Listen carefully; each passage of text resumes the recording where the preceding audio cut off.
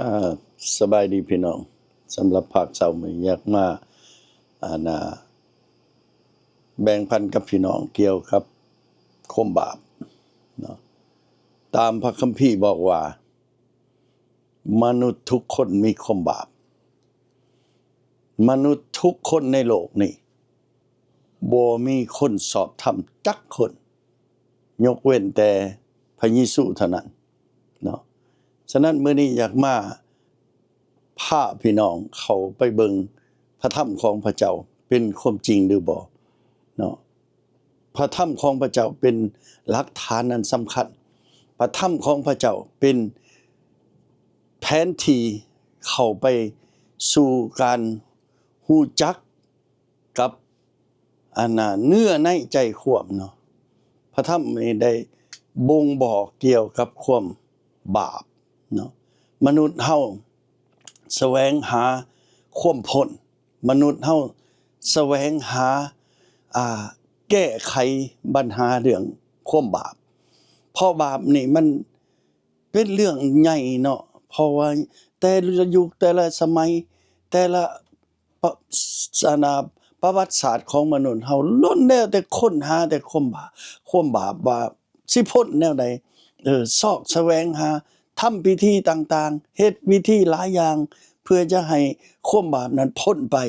แต่ว่าในที่สุดความบาปนั้นก็บ่พ้นเนาะเฮามาเบิ่งแล้ว2,000 3,000 4,000 ปีก็ยังคือเก่าปัญหาตัวนี้ยังแห่งร้ายแรงเกินขึ้นกว่าเก่าเนาะมันคือคนเฮาอันเริ่มต้นทำอิฐก็ลักไข่เนาะต่อไปก็ลักไก่เนาะต่อไปก็ลักงัวลักควายเนาะต่อไปก็ฆ่าคนต่อไปเฮ็ดฮอดเสือฮอดเสือฆ่ากันเป็นพันๆขึ้นมาเนาะแสดงว่าความบาปนี่ยังบ่ทันเข้าใจยังบ่ทันได้แก้ไขความบาปนี่ยังมีปัญหาอยู่ความบาปนี่ยังทวงดึงกันอยู่ความบาปนี่ยังเฮ็ดให้มนุษย์สับสนวุ่นวายไปทั้งโลกเลยความโกรธร้ายหรือว่าความกิเลสตัณหาต่างๆคนมาเป็นเท่าไรพันปีก็ยังบ่พ้นเนาะพี่น้องเนาะฉะนั้นเฮ็ดจั่งใดมื้อนี้เฮาอยากมาเห็นความพ้นมาจากพระคัมภีร์เนาะเป็นหลักฐานมาความพ้นที่พระเจ้าจะสำแดงเนาะในพระคัมภีร์จะอ่านกันอยู่นี่ก็คืออยู่ในพระธรรมโรมเนาะเพื่อเฮาจะได้เห็นแจ้งนำกันว่าพระธรรมโรมเว้าหยังต่อมนุษย์สมัยนั้นและก็สมัยนี้คือกันเนาะโรมบท3ข้อ10ถ้าพี่น้องเห็นเนาะเขาเบิ่งนำกันเนาะว่าจังซี่เนาะตามที่มีคำเขียนไว้ในพระคัมภีร์ว่าบ่มีคนสอบธรรมจักคนหนึ่งคนเดียวอาจารย์โปโลได้เอาเนาะประวัติศาสตร์ก็คือปึ้มต่างๆที่เพิ่นได้ศึกสอนที่เพิ่นได้ค้นเบิ่งได้เพิ่นได้เรียนมาก็ได้เขียนลงอยู่ในโรมบท3ข้อ10นี่ว่าเพิ่นว่าตามที่มีคำเขียนไว้ในพระคัมภีร์ว่านะแสดงว่าอาจารย์โปโลได้อ่านมาแล้วอาจารย์โปโลนี่ได้ศึกษามาแล้วอาจารย์โปโลนี่ได้ค้นคว้ามาแล้วก็เลยเขียนลงในข้อนี้ว่าตามมีคำเขียนไว้ในคัมภีร์ว่าบ่มีคนสอบธรรมจักคนหนึ่งคนเดียวว้าวกล้าเว้าปานนั้นบ่อาจารย์โปโลนี่เนาะในพระคัมภีร์บ่ได้ลึกเนาะพี่น้องเขียนมา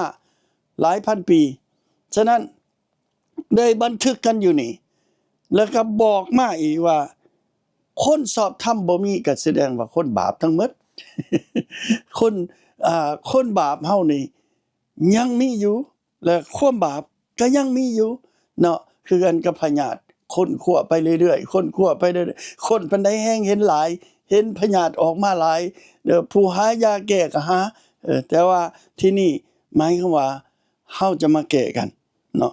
แล้วบัดนี้ถึงเวลาแล้วเนาะที่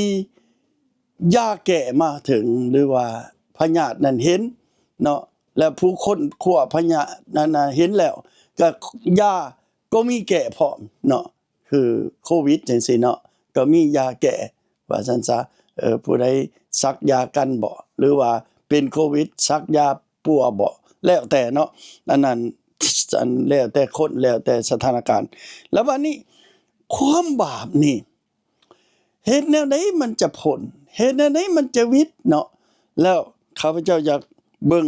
อยู่ในพระธรรมโรมบท5เนาะข้อที่31พระเยซูเจ้าตอบพวกเขาว่า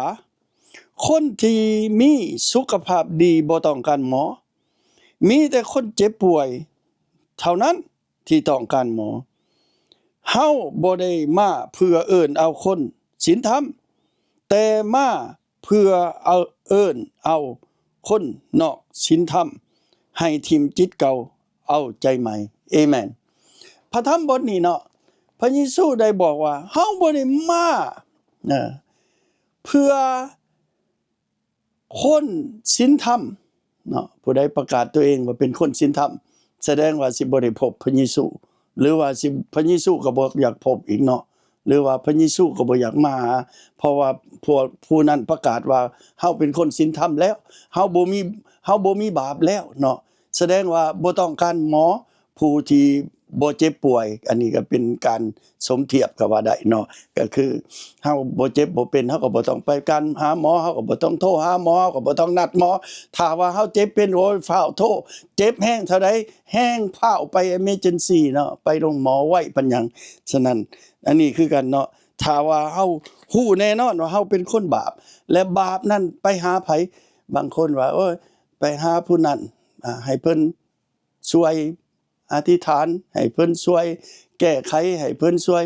ก็ได้ไปหามนุษย์เนาะแต่ว่ามันบ่ได้สิ้นสุดเนาะผู้ที่สิ้นสุดก็คือไปหาพระเยซูผู้ที่สิ้นสุดก็คือผู้ที่จะมาไถ่ถอนความผิดความบาปผู้ที่สิ้นสุดก็คือผู้ที่มาอภัยโทษให้ความบาปฉะนั้นถ้าเฮาอยากพ้นความบาปเฮาต้องมาหาผู้ที่สุดเนาะผู้ที่สิ้นสุดก็คือผู้ที่แก้ไขได้เนาะคือเฮาไปหาหมอเนาะบางคนไปหาหมอธรรมดาก็ไปหาหมออยู่แต่ว่าหมอผู้นั้นก็บ่เก่งปานใดก็เลยว่าโอ้ยพยาธิตัวนี้เฮาก็ต้องได้ส่งไปต่อส่งไปหาไผไปหา specialist เพิ่นว่า specialist ก็คือผู้ที่สุดผู้ที่ศึกษาผู้ที่ค้นมาเฉพาะแล้วมื้อนี้ก็เฮาก็มาก็คือว่าเฮาไปหาอยู่บ่อนอื่นเฮาไปเฮ็ดอยู่บ่อนอื่นอาจจะขาเป็ดขาไก่ขาหมูขาม้าหรือแนวอะไรก็แล้วแต่ไปถวายมันบ่สิ้นสุดเนาะขาสมัยก่อนขางัวขาแบะเอาเลือดงัวเลือดแบะไปถวายก็บ่สิ้นสุดเนาะในที่สุดเฮามาหาพระเจ้าในมื้อสุดเฮามาหาพระเยซูและเฮาจะสิ้นสุดตอนไหนเนาะแล้วข้าพเจ้าเห็นในข้อพระธรรมหนึ่งอีกอยู่ในโรมกลับไปพระธรรมโรมนี่บท3เนาะข้อที่24เนาะเพิ่นจะบอกอยู่นี้ข้อที่23บท3ข้อที่23ไกลๆเคียงๆเนาะจะเห็นนํกันโอเคพี่น้องเบิ่งคักๆบทที่3โรมบทที่23ขอโทษบท3ข้อที่23เนาะเบิ่งนํกันด้วยว่าทุกคนได้เฮ็ดผิดบาปเพิ่นว่าและขาดจากพระรัศมีของพระเจ้าแล้วข้อ24บัดนี้ต่อแต่ด้วยพระคุณอันบ่คิดค่าของพระเจ้าพวกเขาจึงเป็นคนชอบธรรมต่อหน้าพระองค์โดยทางพระเยซูคริสต์เจ้าผู้ที่ปลดปล่อยพวกเขาให้เป็นคนอิสระภาพโอ้เอเมนเฮาจะเป็นคนอิสระภาพก็คือว่าเฮาเป็นคนฟรีจากบาปเฮาเป็นคนมีสิทธิ์เข้ามาเป็นคนที่ว่าพ้นจากบาปก็ว่าได้เนาะอิสระภาพก็คือว่าเฮาบ่ถูกเป็นทาสอีกต่อไปเฮาบ่เป็นทาสคนบาปอันนี้เป็นเรื่องสำคัญเนาะพี่น้องถ้าว่าเฮาได้เห็นบ่อนที่มันจะพ้นบ่อนเฮาสิไปบ่อนมันสิเฮาสิได้พบบ่อนเฮาสิได้เป็น บ่ได้เป็นทาสอีกต่อไปเนาะอันนี้เป็นตัวสำคัญถ้าว่าเฮาสิบ่ได้เป็นทาสแห่งความบาปโอ้ฟ้าวแล่นเด้อพี่น้องเด้อฟ้าวไปหาบ่อนใดก็ไปโลดบ่อนใดที่ว่าเฮาสิพ้นความบาปเนาะไปฟ้าวไปแสวงหาผู้ที่จะเฮ็ดให้เฮาพ้นเนาะตัวนี้พระองค์บอกว่าทุกคนให้เฮ็ดผิดเฮ็ดบาปได้ขาดจากพระรัศมีของพระเจ้าพระรัศมีของพระเจ้าก็คือพระคุณของพระเจ้าเนาะพระคุณของพระเจ้าจะมาถึงและความฮักของพระเจ้าความเมตตาของพระเจ้าความปราณีของพระเจ้าพระเจ้าจะเตรียมพร้อมให้ก็คือพระเยซูคริสต์ของพระองค์นี่จะมาไถ่ถอนความผิดความบาปให้เฮาในเมื่อพระองค์มาไถ่ถอนความผิดความบาปให้เฮาจะบ่ได้เฮ็ดหยังอีกเนาะเพราะว่าพระองค์จะเป็นผู้ตายอยู่บนไม้กางเขนพระองค์จะเป็นผู้ไถ่ถอนอยู่บนไม้กางเขนบ่แม่นมนุษย์ผู้ใดผู้หนึ่งในโลกนี้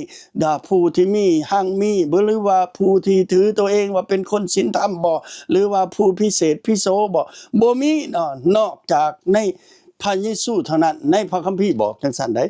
เนาะแต่ว่าบนอื่นบ่ฮู้จักในพระคัมภีร์เว้าแน่นั้นเนาะฉะนั้นข้าพเจ้าอยากเว้ามื้อนี้ว่าคริสเตียนทุกคนอย่าสู่ย่านคนบาปเพราะว่าพระเยซูอยู่นำคริสเตียนพระเยซูไปกับคริสเตียนน้ำพระโยชน์ของพระเยซูอยู่นำเฮาจะไปหาคนบาปเฮาจะไปซอกหาคนบาปเฮาจะไปเอิ้นเอาคนบาปมาหาพระเจ้าแล้วเมื่อเขามาหาพระเจ้าเขาจะได้รับอิสรภาพเขาจะได้รับการอภัยโทษบาปเขาจะเป็นผู้ที่ซอกหาบ่อนสันติสุขอันแท้จริงก็คือพ้นจากบาปเนาะในเมื่อเขาจะพ้นจากบาปแล้วเขาจะสรรเสริญพระเจ้าเอเมนเขาจะพบกับพระเจ้าอันแท้จริงแล้วถ้าว่าคริสเตียนได้ย่านคนบาป ก็แสดงว่าพระเยซูยังบ่ทันมาอยู่กับท่านเนาะฉะนั้นไปหาคนบาปเนาะคนบาปบ่แม่นว่านั้นได้คนอยู่ข้าพเจ้าชวนพี่น้องว่าไปบ่ไปเป่าประกาศอยู่คุกเฮ้ยบ่ไปแล้วว่าซั่นเอาย่านหยังอยู่ในหันเนาะเอาบ่ได้ไปเข้าคุกเข้าไปประกาศพระธรรมพระเจ้าอยู่ในคุกโอ้ไปบ่พี่น้องพาว่าสนใจติดต่อเนาะจะพาไปเนาะเพราะว่ามีผู้จะพาพวกเฮาไปได้ไปประกาศอยู่ในคุกเนาะอันนี้เป็นตัวสำคัญเนาะบางคนก็ว่าโอ้ยบ่หันก็คนนั้นเฮ็ดจังซี่คนนี้เฮ็ดจังซั่นหมอนั่นคนบ่ดีเด้อจังซี่จังที่เราเมายาติดพินกินซ่าโอ้บ่ต้องย้านพี่น้องข้าพเจ้าอยากชักชวนพี่น้องมาพิลาคนที่ติดพินกินซ่ายาพินยายาเสพติดนี่เป็นเสอยู่ในเมืองอันอยู่เขตเหนือของพิลาเดลเฟียเนาะข้าพเจ้าไปแจกข้าวให้เขาเอาอาหารให้เขาเอาน้ำให้เขาช่วยเขาบ่ต้องย้านเนาะเพราะว่าเฮาอยากนำเอาข่าวประเสริฐไปหาเขาแล้วก็เอาใบปลิวให้เขาอ่านพร้อมเนาะเอาข่าวประเสริฐให้เขาพร้อมเนาะอันนี้เนาะหลายกว่านั้นไปต่างประเทศอีกพี่น้องมาตามหลังคันอยากไปเด้อติดต่อมาข้าพเจ้าสิพาพี่น้องไปต่างประเทศอีกไปแอฟริกาเนาะไปคนที่ผิวดำต่างกับเฮาเนาะไปเป่าประกาศเพราะว่าคนผิวดำก็ต้องการเนี่ยคนเอเชียเอเชียก็ต้องการเพราะนั้นขอเชิญพี่น้องติดตามไปนำกันเนาะบ่แม่นติดตามข้าพเจ้าแต่ถ้าว่าจะติดตามข้าพเจ้าก็ได้เนาะเพราะว่าอาจารย์โปโลว่าจงตามเฮามาเพราะเฮาตามพระเยซูคริสต์เจ้าฉะนั้นข้าพเจ้าก็ตามคำสั่งของพระเยซูจงไปเป่าประกาศทุกศาสตร์ทุกภาษาอยู่ในมัทธิวบทที่28ข้อ18 5ข้อ20ฉะนั้นอยากฝากกับพี่น้องมื้อนี้เนาะเป็นเรื่องสำคัญอย่าย่านคนบาปจงไปหาคนบาปเหมือนดังพระเยซูขอพระเจ้าอวยพรขอบใจที่พี่น้องได้ฟังคำประกาศมื้อนี้เนาะอธิบายมื้อนี้ขอพระเจ้าอวยพรฝากไว้กับพี่น้องอาเมนเนาะโอเคขอบใจ